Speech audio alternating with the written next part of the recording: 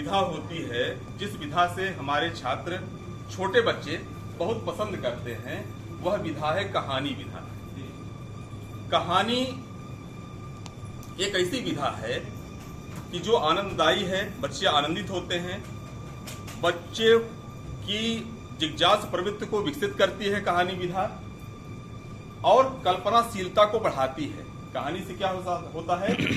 कल्पनाशीलता, तर्क वितर्क, सोचने की क्षमता, रीजनिंग डेवलपमेंट, कई और इसके साथ साथ जो मुख्य उद्देश्य है भाषा अध्ययन और अध्यापन का, शब्दकोश में वृद्धि,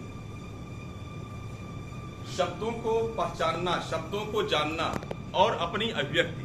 तो सबसे अच्छा इसमें आता है कि कहानी विधा के द्वारा हम बच्चों को इस तरह से पढ़ाएं कि भाषा का अधिक से अधिक उनके अंदर विकास हो। अब कहानी कैसे सुनाएं? कहानी सुनाने की आप में एक कला होनी चाहिए।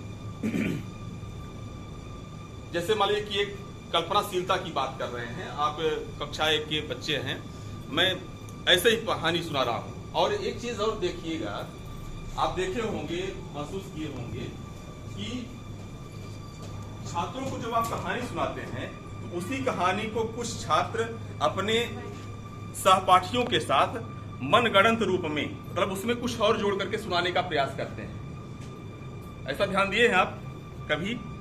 या किसी भी कहानी में आप ऐसा सोचे होंगे किसी में भी ऐसा होता तो और क्या होता? जैसे एक कहानी बहुत ही प्रचलित है कि दो दोस्त थे, एक दिन जंगल में जाते हैं और तभी उधर से भालू आ रहा था। तो एक दोस्त को पेड़ पर चढ़ना आता था और एक दोस्त को नहीं आता था। मान लीजिए दोस्त का नाम है राम और मोहन।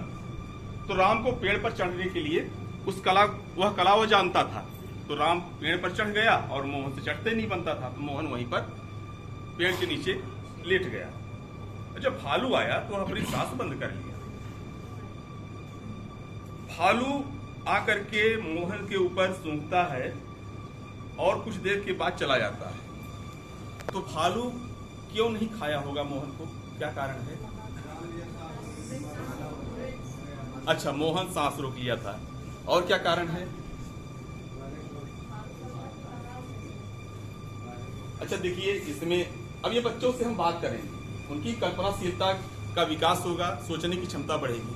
अच्छा, ऐसा भी हो सकता है कि भालू बीमार रहा हो। जब जानवर बीमार होते हैं तो भोजन नहीं करते हैं, तो भालू का स्वास्थ्य अच्छा न रहा हो।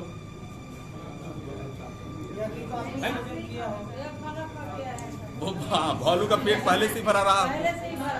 अच्छा, बहुत मजेदार बात है कि जब बाद में भालू चला जाता है और राम जब नीचे उतरता है पेड़ के नीचे, तो देख रहा था, उस पूरे परिदृश्य को वह देख रहा था। तो मोहन सबसे पहले बोलता है कि मैं अब तुम्हारे साथ नहीं रहूंगा क्योंकि तुम धोखेबाज हो, धोखा दे दिए हो। तो राम को लगा कि हाँ ऐसा तो है, वास्तव में चढ़ गया था इसको छोड़ करके, अकेले छोड़ करके। लेकिन इसके बाद राम पूछता है कि भालू आया था, तुम्हारी कान में कुछ सूंघ रहा था, तो कुछ कह रहा था क्या? तो फिर मोहन कहता है कि हाँ, भालू का कहना यह था कि धोखेबाज मित्र नहीं बनाने चाहिए। तुम्हारा मित्र देखो तुमको छोड़ करके चला गया, तो ऐसे मित्र नहीं बनाने चाहिए। ये एक छोटी सी कहानी है, कई तरीकों से आप सुना सकते हैं। लेकिन कहानी में जहां पर टर्निंग पॉइंट रहे तो आप वहीं पर रुक जाइए, और रुकने के बाद बच्चों से बात कीजिए कि और क्या हो सकता है, और क्या हो सकता है इसमें।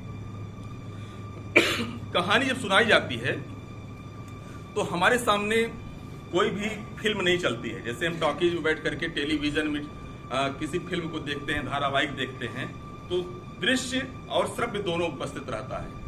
कहानी सुनाते समय आप जब सुना रहे हैं तो ये ध्यान रखिए कि बच्चों के सामने एक चित्र उभर करके आए। जैसे मैं बात कर रहा हूं, ध्यान से सुनिएगा। बच्चों, एक बार मैं सीधी जा रहा था तो बस के इंतजार में खड़ा था, तभी कुछ समय बाद बस आई। बस बहुत भरी हुई थी, कई सवारी बस से बाहर भी झूल रहे थे और चढ़ने का प्रयास कर रहे थे उसके अंदर।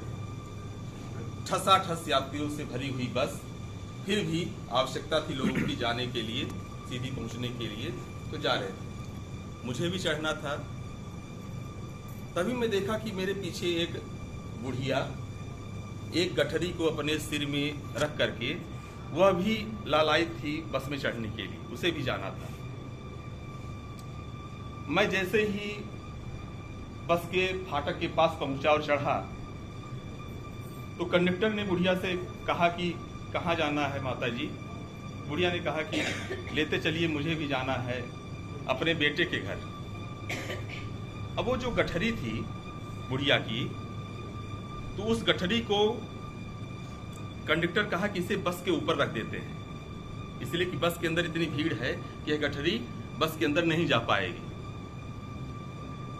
गठरी को बस के ऊपर रखवा दिया गया और किसी तरह से बहुत ही मुश्किल से बुढ़िया दादी को बस के अंदर, बहुत थोड़ी सी जगह मिली खड़े होने वाली।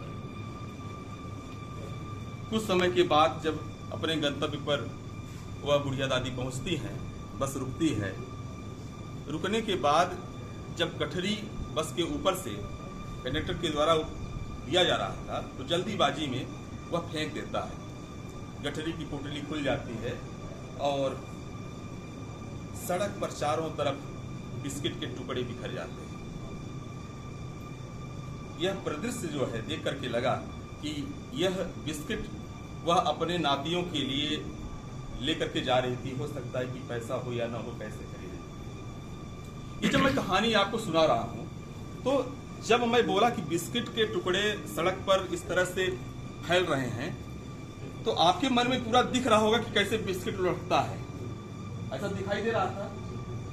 यहाँ पर दृश्य और नहीं है, लेकिन आप इतना डूब चुके हैं इस घटना को सुनने में, इस कहानी को आगे बढ़ाने के लिए, कि आपका मन पूरी तरह समाहित हो चुका है। आपको दिखाई दिया होगा बुढ़िया कैसी रही होगी, यहाँ पर है नहीं, बुढ़िया की गठरी कैसी रही होगी। गठरी जब खुलती है तो बिस्किट के टुकड़े रोड पर कैसे लुढ़के हों, एक एक बिस्किट, उसके कलर तक दिखाई दिए होंगे आपको। तो जब आप कहानी बोलिए तो कहानी का जो परिदृश्य है, वह परिदृश्य बच्चों के सामने उभर करके आ जाए। छोटा बच्चा देखता था कि माँ प्रतिदिन आंगन में आई हुई गौरैया को दाना डालती हैं। दाना जैसे ही डालती हैं, बहुत सी गौरैया आती हैं और दाने को चुग करके फुर्र से उड़ जाती हैं। यह बच्चा रोज देखता था। एक दिन बच्चा सोचता है कि जब मैं भोजन करता हूं तो भोजन करने के बाद मैं पानी पीता हूं और यदि पानी नहीं मिलता है तो संतुष्टि नहीं होती है। तो वह बच्चा जाता है और एक कटोरे में घड़े का ठंडा पानी ला करके, जैसे ही माँ दाना डालती हैं तो आंगन में उस पानी को रख देता है। अब ये जो घटना मैं बता रहा हूँ इस तरह से, तो आपको लगता होगा बच्चा कैसे दौड़ा होगा, किस तरह से कटोरी में पानी लाया होगा और ला करके फिर रखता है वहां पर। ये छोटी छोटी जो कहानियां हैं, कहानियों का तो मुख्य उद्देश्य अंततः ये भी होता है कि नैतिकता का विकास, उसमें मॉरल वैल्यूज का पता चले। किसी भी कहानी का अंत होता है तो कहानी की शिक्षाएं होती हैं, वे शिक्षाएं मालूम चल जाए, पता चल जाए, ऐसा होना चाहिए, है ना। एक और हम चलते हैं एक्टिविटी के रूप में देखें।